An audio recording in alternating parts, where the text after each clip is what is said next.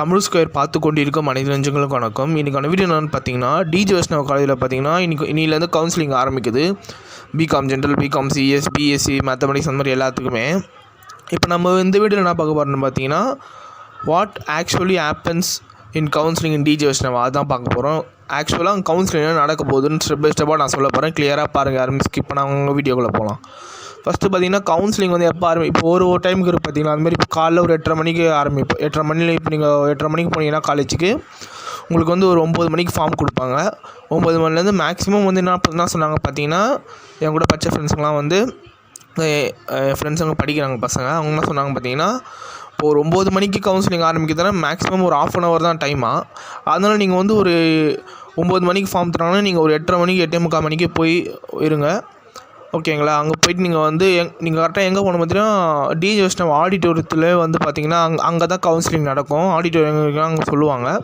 அங்கே போய் உட்காந்து நீங்கள் ஃபார்ம் வாங்கி நீங்கள் அந்த ஃபார்மில் என்ன பண்ணணும்னா, இந்த வருஷம் பசங்க வந்து உங்களோட 10th மார்க்கும் 12th மார்க்கும் நீங்கள் ஃபில் பண்ணி கொடுக்கணும். 2 பேரும் உங்களோட சப்ஜெக்ட் மார்க் மட்டும் தான் நீங்கள் ஃபில் பண்ணி கொடுக்கணும். தமிழ் இங்கிலீஷ்னால் தேவையில்ல. அதுக்கப்புறமா நீங்கள் ஃபில் பண்ணிவிட்டு, இப்போ சப்போஸ் நீங்கள் கட் ஆஃப் கம்மியாக இருந்தீங்கன்னா, ஒரு எக்ஸாம்பிளுக்கு ஒரு பிகாம் ஜென்ரல் 380னா நீங்கள் ஒரு 370 அந்த மாதிரி ஒரு 369 அந்த மாதிரிலாம் இருந்தீங்கன்னா நீங்கள் உங்களுக்கு கிடைக்கிறது கஷ்டம் தான். பட் நீங்கள் அதனால் வெயிட் பண்ணி பாருங்கள். அங்கே யாருக்கு என்ன ஃபேக்கல்ட்டிஸ் கிட்ட என்ன எதுன்னு கேட்டிங்கன்னா அவங்க என்ன சொல்லுவாங்க.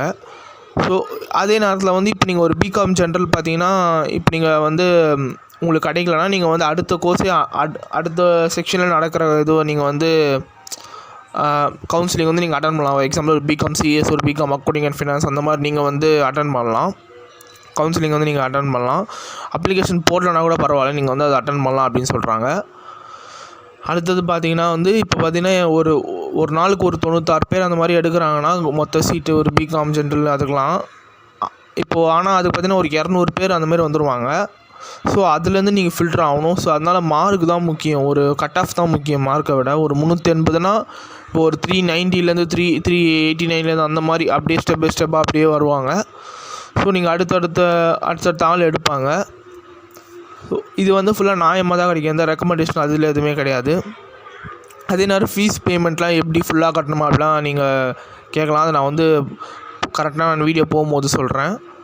அடுத்தது பார்த்தீங்கன்னா வந்து இப்போ நீங்கள் இதெல்லாம் போயிட்டு இப்போது வந்து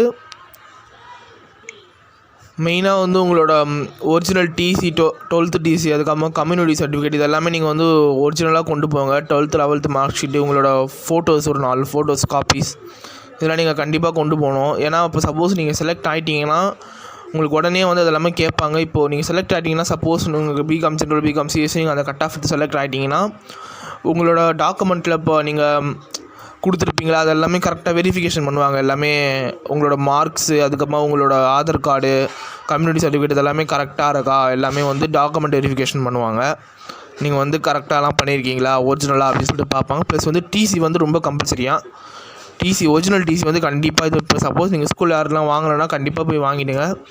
ஒரிஜினல் டிசி வந்து ரொம்ப கம்பல்சரியாக. ஸோ இதுதான். அதுக்கப்புறமேட்டு இப்போ பார்த்தீங்கன்னா இப்போ ஃபீஸ் ஸ்ட்ரக்சர், ஃபீஸ் பற்றி நம்ம வருவோம். ஃபீஸ் பார்த்தீங்கன்னா நீங்கள் வந்து கம்பல்சரி ஃபுல் பேமெண்ட் தான் பண்ணணும். இப்போ சப்போஸ் நீங்கள் செலக்ட் ஆகிட்டிங்கன்னா, இப்போ பிகாம் ஜென்ரலுக்கு செகண்ட் ஷிஃப்ட் நீங்கள் செலக்ட் ஆகிட்டிங்கன்னா 58,000 அது வந்து நீங்கள் வந்து கண்டிப்பாக ஃபுல் பேமெண்ட் பண்ணணும். பாதி பேமெண்ட்டு 30% அந்த மாதிரிலாம் அவங்க ஒத்துக்க மாட்டாங்களாம். ஃபுல் பேமெண்ட் பண்ணால் தான் உங்களுக்கு சீட்டு. இல்லைனா வந்து நீங்கள் இல்லை சார் அப்படின்னா ஓகே, அவங்க என்ன சொல்கிறோன்னா அடுத்த சீட்டுக்கு வந்து அடுத்த மார்க்கு வந்து இது ரெடியாக இருக்காங்க அப்படின்னு சொல்லுவாங்க. ஸோ இப்போ பார்த்தீங்கன்னா இப்போது பிகாம் அந்த மாதிரி சொல்லுவாங்க. இப்போது நீங்கள் எந்தெந்த பேமெண்ட் மெத்தட் பார்த்தீங்கன்னா நீங்கள் வந்து மோஸ்ட்லி டிடியில் கட்டுற மாதிரி தான் இருக்கும். ஒரு டிஜிஎஸ்னால் ஒரு ஸ்பெஷாலிட்டி பார்த்தீங்கன்னா உங்களுக்கு ஒரு இது பார்த்தீங்கன்னா அட்வான்டேஜ் பார்த்தீங்கன்னா வந்து அங்கேயே அது உள்ளே வந்து இது இருக்குது, பேங்க் இருக்குது. டிஜிஎஸ் நம்ம காலேஜில் பேங்க் இருக்குது. ஸோ அதனால் நீங்கள் அங்கேயே போய்ட்டு டிடி எடுத்துக்கலாம் கேம்பஸ் உள்ளே, ஒன்றும் பிரச்சனை இல்லை. சப்போஸ் நான் யூபிஐ அப்படி இப்படி பண்ணுறனாலும் அதை நீங்கள் கேட்டுக்கலாம். அது ஆன்லைன் பேமெண்ட் வந்து அது மோஸ்ட்லி இப்போ ஆஃப்லைன் பேமெண்ட்டு தான் சொல்கிறாங்க. ப்ளஸ் வந்து எல்லோரும் மாஸ்க் அதெல்லாம் போட்டு போங்க. ஏன்னா அது கம்பல்சரி இல்லைனா அலோட் பண்ண மாட்டாங்க. மாஸ்க்லாம் போட்டுப்பாங்க. ஸோ அதுக்கப்புறமே நீங்கள் வந்து ஃபீஸ் முடிச்சுட்டு இப்போ ஃபீஸ் நீங்கள் கட்டிட்ட பிறகு உங்களுக்கு வந்து ஒரு ஆடிட்டோரியத்தில் எதிர்க்க ஒரு பிளாக் மாதிரி இருக்கும், அங்கே போக சொல்லுவாங்க. அங்கே போய் நீங்கள் ஃபீஸ் பேமெண்ட்லாம் பண்ணிட்டு ரிசிப்ட்லாம் நீங்கள் எடுத்துகிட்டு வந்துடணும்.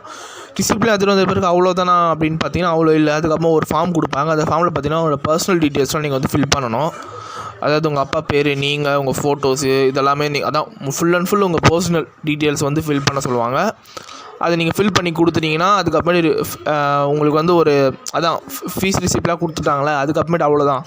நீங்கள் அஃபிஷியலி வந்து நீங்கள் டிஜே வைஷ்ணவ ஸ்டூடெண்ட்டு தான். அஃபிஷியலாக நீங்கள் வந்து அட்மிஷன் போட்டாச்சு அந்த காலேஜில். அதுக்கப்புறமேட்டு எப்போ ஏதுன்னு சொல்லிட்டு அவங்களே வந்து ஒரு டேட் சொல்லுவாங்க. அந்த டேட்டு சொன்ன பிறகு நீங்கள் அந்த டேட்டில் போனீங்கன்னா அவங்க வந்து என்ன எப்படி காலேஜ் எப்போ ஸ்டார்ட் ஆகுது எல்லாமே வந்து அவங்க வந்து சொல்லுவாங்க.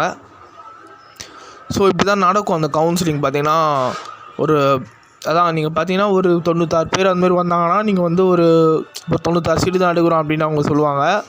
அதே நேரம் என்ன பார்த்திங்கன்னா இப்போ நாங்கள் ஒரு 75 சீட்டு தான் எடுக்கிறோம் அப்படின்னு சொன்னாங்கன்னா அந்த கவுன்சிலிங் முடியும் போது ஒரு 90 சீட் எடுத்துருப்பாங்க. ஏன்னா வந்து அது அவங்க டிஃபர் ஆகும்னு அவங்க சொல்கிறாங்க. ஏன்னா இப்போது நம்ம இது அஃபிஷியலாக அந்த இதுலேயே பார்த்து கவுன்சிலிங்கில் பார்த்தீங்கன்னா அவங்க விட்டு இந்த இதில் 75 சீட்ஸ் அவைலபிள் அப்படின்னு நம்பர் ஆஃப் சீட்ஸ் அப்படின்னு சொல்லியிருப்பாங்க.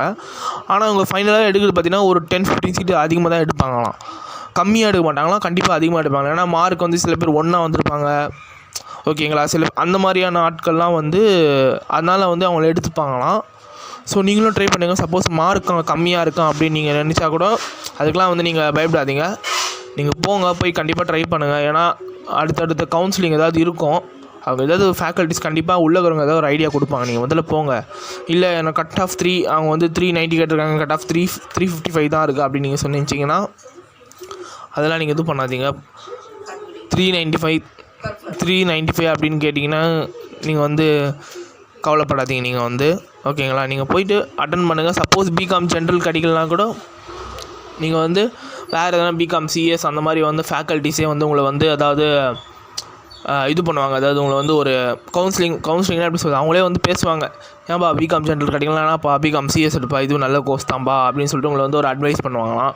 ஸோ அந்த மாதிரிலாம் நடக்கும் அந்த கவுன்சிலிங் உள்ள. நீங்கள் கரெக்டான ஒரு கட் ஆஃப் எடுத்திங்கன்னா இதெல்லாம் பார்க்கலாம்.